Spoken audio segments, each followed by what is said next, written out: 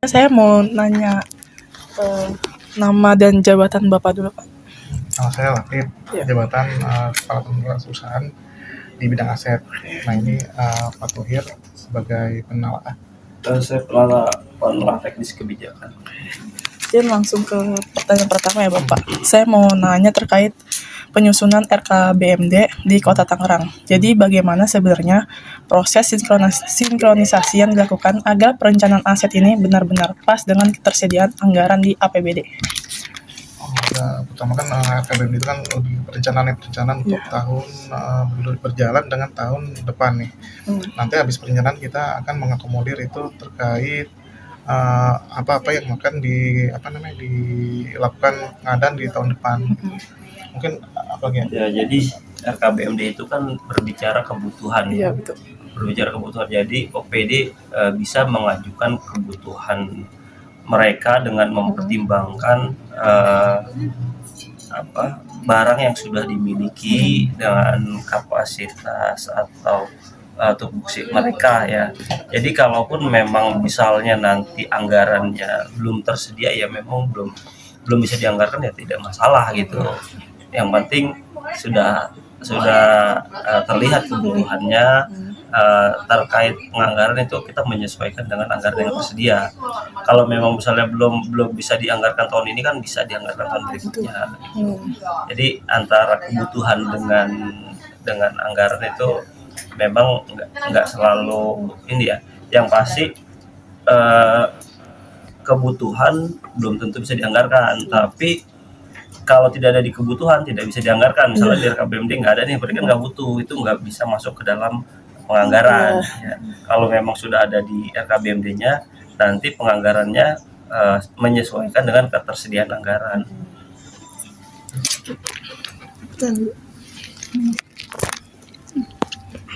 Selanjutnya saya mau nanya terkait dengan sistem yang digunakan ya buat terkait dengan pencatatan dan juga pembukuan dari seluruh aset di daerah Kota Tangerang ini.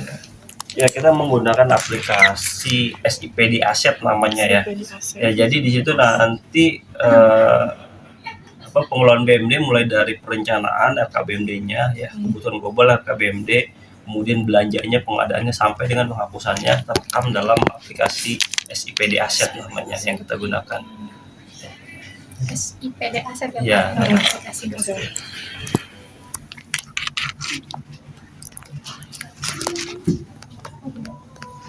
Berarti itu semua OPD ya, itu di jadi masing-masing perangkat daerah yang disebut sekarang kan duluan sebutan SKPD, sebutan OPD. Kemudian sekarang disebutnya perangkat daerah, masing-masing punya akun, ada usernya masing-masing. Jadi mereka yang mentransaksikan sendiri ya, belanjanya, pengadaan barangnya. Itu aplikasinya baru atau udah lama? Udah lama. Berapa ya menggunakan aplikasi itu ya? Ada 5 tahun. Udah lebih kayaknya lewat tahun 2019 atau 2020-an kita mulai menggunakan. Kisaran segitu. Ya berarti kan tadi ada aplikasi yang buat untuk pengadaan aset itu ya Pak, untuk alur asetnya. Kira-kira apa sih Pak, kayak ada format atau misalnya sistem khusus itu kayak untuk pengajuan dari si OPD itu gitu untuk melakukan pengajuan di sistem aplikasinya? Jadi mereka pertama input kebutuhan umum ya. Kebutuhan umum nanti itu memuat nama-nama barang dan kode barang dan identitas barang lain ya, di luar spesifikasi dan segala itu belum. Kemudian mereka input ke RKBMD sebagaimana yang mereka buat RKBMD di tahun sebelumnya.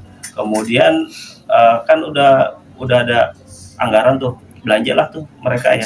Secara fisik mereka belanja, ketika mereka menerima hasil belanjanya, menerima barangnya ya, di situ nanti pasti ada acara serah terima barang dari dia ke perangkat daerah. Ya, mereka input aja di menu di salah satu modul yang ada di SIPD Aset, penatausan aset, nama modulnya. Nanti di bagian pengadaan, nanti mereka tarik dari yang inputan RKBMD, di mana RKBMD tersebut kan belum berbicara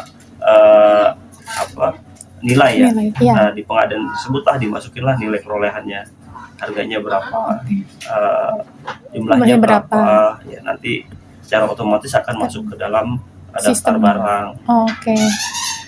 Kalau tadi di dalam pengadaan itu kira-kira ada tantangan yang kayak paling sering gitu Pak dihadapi dalam proses pengadaan itu apa saja sih Pak? Misalnya kayak dari misalnya aspek kayak spesifikasi teknis atau misalnya kayak koordinasi internal antar unit.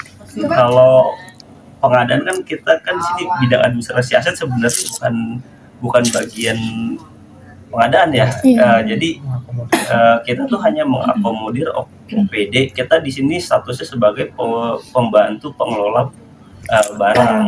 Ya, pengelola barang itu di setiap daerah adalah Possekda. Ya, Iya. kalau pengadaan barang kan ada di OPD masing-masing tuh. Oh Ya, iya. di OPD masing-masing. Jadi kita tuh nggak terlibat dalam teknis pengadaan barangnya. Mm-mm. Hanya saja ketika mereka melakukan ada pengadaan wajib melaporkan. Ya, kita nih yang menghimpun laporan mereka nih. Ya, selain mereka membuat laporan fisik, mereka juga wajib input di SPD SPD aset tadi. tadi. Oke. Jadi kita hanya menghimpun laporan OPD. Jadi Kalau di bidang aset. mengakomodir ya Pak ya. Mm-mm. Akomodir. Oke, mungkin selanjutnya terkait keberadaan aset ya Bapak. Jadi sebenarnya seberapa sering dilakukan sensus BMD atau stock option menyeluruh untuk memastikan kondisi aset itu masih baik gitu Pak? Sebagaimana amanat Permendagri ya, kalau sensus kan untuk atau inventarisasi lah bahasa sekarang ya. Inventarisasi BMD itu untuk aset tetap ya, kalau opnam untuk aset persediaan ya.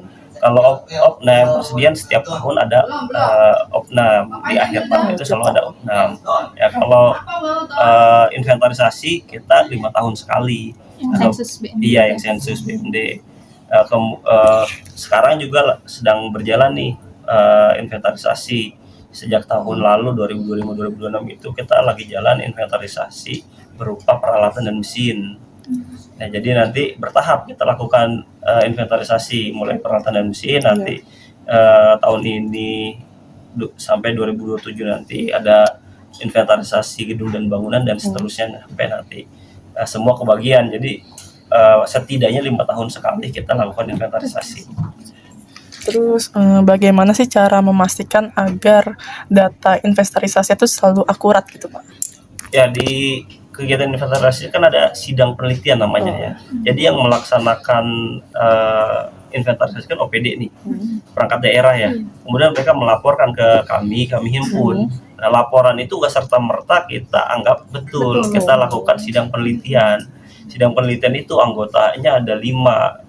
Pak Sekda selaku pengelola barang, kemudian inspektur, kepala bagian hukum, terus kepala BPKD selaku pejabat penatausahaan, sama kepala bidang aset selaku pengurus barang pengelola. Nah, di sidang itulah yang nanti akan kita klarifikasi, kita konfirmasi terkait hasil dari inventarisasi yang dilakukan oleh OPD, terutama barang-barang yang hilang dan rusak berat. Nah, kalau memang nanti mereka melakukan benar adanya, ya nanti disertakan berita acara dan surat pernyataan tanggung jawab mutlak dari OPD. Oke, sekarang saya mau nanya terkait dengan penilaian aset itu sendiri ya. Jadi gimana sih proses dari penilaian aset di daerah Kota Tangerang ini? Terutama kan untuk aset yang nilainya tuh sering berubah seiring waktu gitu Pak. Ya, penilaian aset itu kan dilakukan dalam hal yang pertama menyusun neraca awal. Berarti kan ini nilai perolehan nih. Ya, kalau yang pengadaan kan sudah ada tuh nilai perolehannya dari belanja ya, dari pengadaan. Kemudian dari yang lain-lain misalnya ada perolehan dari pasos-pasum, itu kan belum ada nilai perolehannya tuh. Sebagaimana di Permendagri, kalau untuk penyusunan neraca awal itu boleh menggunakan kebijakan akuntansi. Jadi kita mengikuti kebijakan akuntansi menggunakan NJOP untuk aset tanah ya. Karena rata-rata yang belum ada nilainya cuma tanah ya. Sih biasanya kita peroleh udah ada nilai perolehannya. Nah, kemudian penilaian yang lain dilakukan dalam hal yang pertama pemanfaatan aset ya. Pemanfaatan aset itu untuk sewa dan sebagainya. Yang kedua untuk pemindah tanganan seperti penghapusan. Itu kita menggunakan 2 penilai yang sebagaimana Permendagri, yaitu penilai pemerintah dan penilai publik. Ya, pemerintah kan dalam hal ini KPKNL, dari publik ada KJPP. gitu. Dari pihak BPKD sendiri, apakah ada kerjasama lain gitu dengan pihak luar atau pihak eksternal untuk melakukan penilaian aset ini? Kalau ada, gimana sih mekanismenya gitu? Ya, KJPP itu KJPP itu apa sih kebanyakan? Tim operasional. Ya, tim operasional lah. Biasa kita ada penunjukan langsung, lelang sih kalau gitu. Penunjukan langsung. Ada juga penilai pemerintah, ada KPKNL, kalau di sini kan ada KPKNL Tangerang. Ada. Nah, nanti mereka yang akan menilai itu tim operation itu taksiran untuk biaya pemanfaatan itu berapa gitu. Bukan kita yang menilai. Oke. Kita hanya memproses pengadaan ya, penunjukannya lah gitu. Oke.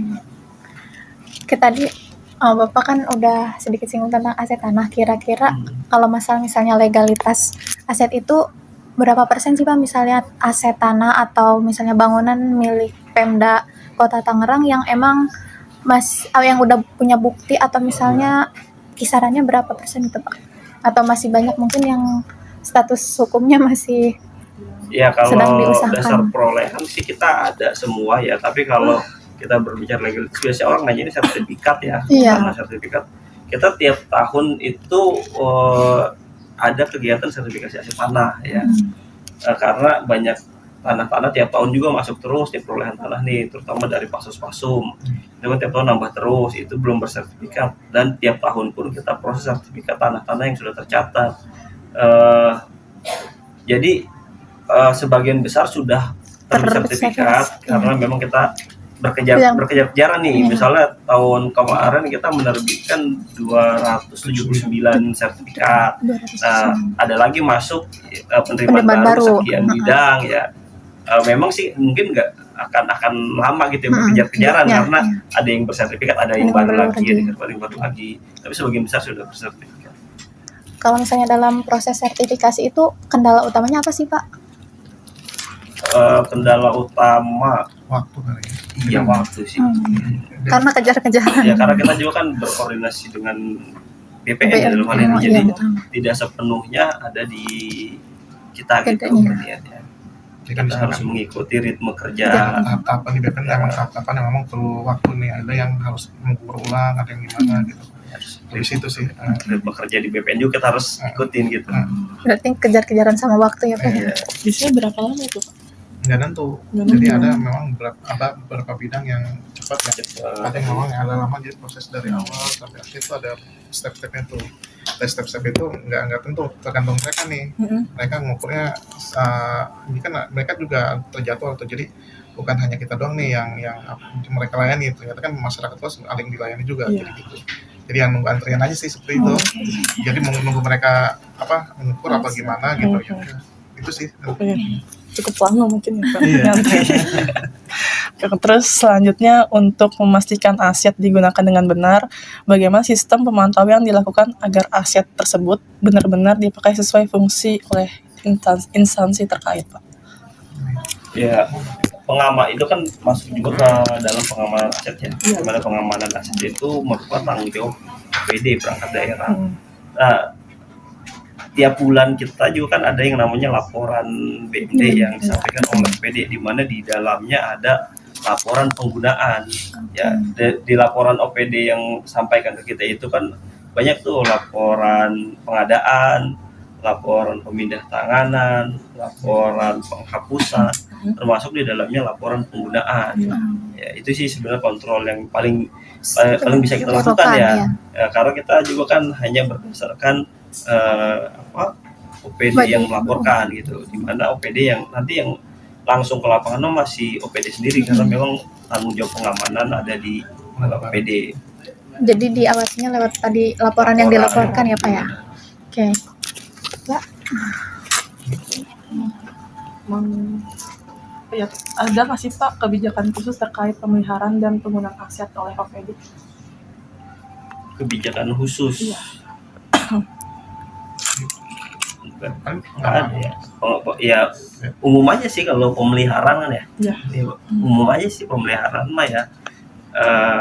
Kayak ya paling kayak kalau yang kita diminta yang nggak rutin ya, kayak misalnya tanah di bagian dari pengamanan kita minta pasang pelang, kita minta pasang batas, pagar gitu. Kalau memang belum ada berdiri bangunannya gitu, itu kan rawan tuh kalau masih tanah kosong, Kosong, ya. itu rawan tuh. Paling itu sih yang kita khawatir. Kalau selebihnya ya umum aja. Kalau memang perlu perawatan kayak kendaraan ya biasa ada perawatan rutin ya, perawatan rutin per 3 bulan diservis. Tapi kalau kayak yang printer, laptop itu kan insidentil ya, insidentil kalau memang rusak ya diservis.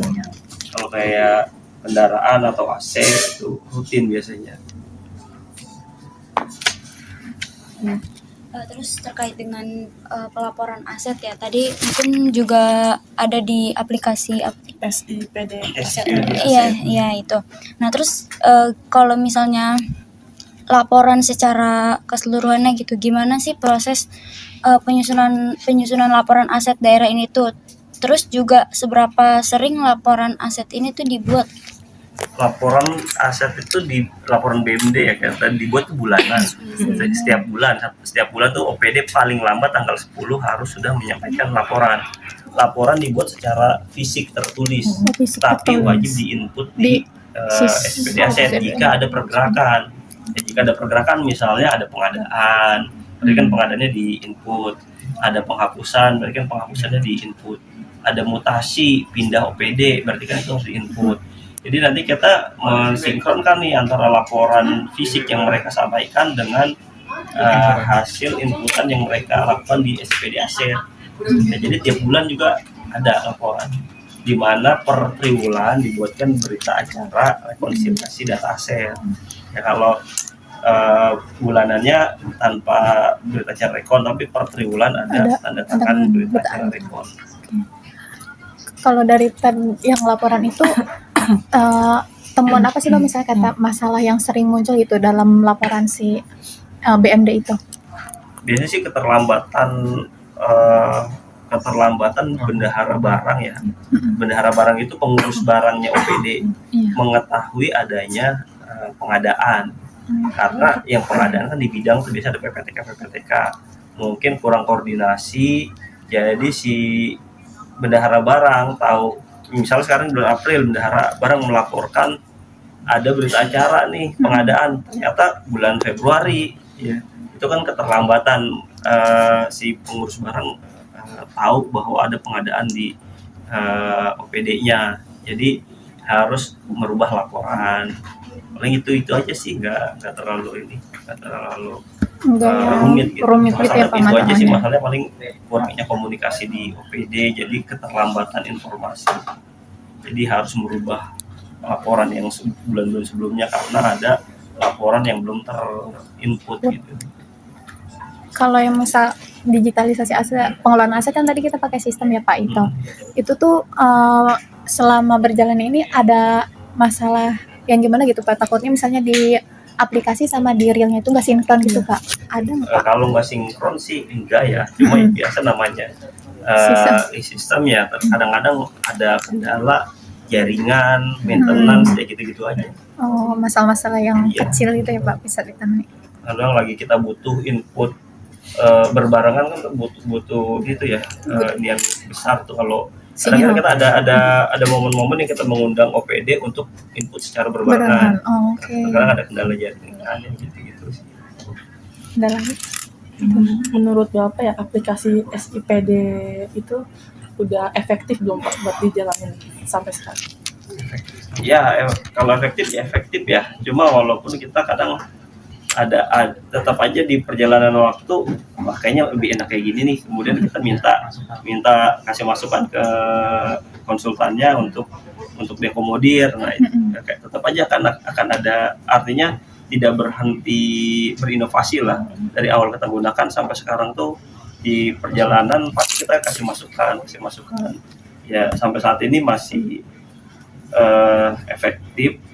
Walaupun di kemudian hari pasti kita akan menemukan kayaknya lebih enak kayak gini, kita kasih masukan lagi, rubah format lagi gitu. Mungkin buat pertanyaan penutup kali Pak, kan dari siklus hidup aset mulai dari perencanaan kebutuhan sampai ke penghapusan, menurut Bapak titik yang paling krusial gitu dalam pengelolaan aset atau dalam siklus hidup aset itu bagian apa ya Pak? Paling krusial Paling banyak tantangan. Iya, ya pemeliharaan sih, pemeliharaan. pengamanan gitu. Kalau kita berbicara barang-barang yang di depan mata ya, apalagi baru pengadaan, itu kita tahu karena Iya. sekarang kan aset itu kan hidupnya panjang. Panjang, iya, betul. Yang belinya, yang ngurusnya, bendahara barangnya udah berganti orang, Asetnya masih asetnya sama. masih gitu. Iya. Ya kan Betul. belum tentu tuh terinformasikan dengan baik Baik, tuh iya. antara pengurus barang lama dan pengurus Pengurus barang barang yang baru. baru, ya. Ya, itu sih kadang-kadang harus pusing nyariin ini ya, kalau barang ini tahun segini nilai perkuliahan segini, mana ya barangnya gitu. Karena misalnya AC kan ada banyak. Iya. Nanti mereka akan mulai kesulitan pada saat inventarisasi tuh, Iya. cocokin yang mana. Oke. Itu sih, jadi itu Pemeliharaan, pemeliharaan, pengawasan, pengamanan. Oke. Mungkin itu aja sih Iya, Pak pertanyaan dari kita. Udah cukup Bapak. Mungkin terima kasih ya Pak Ya. atas waktunya.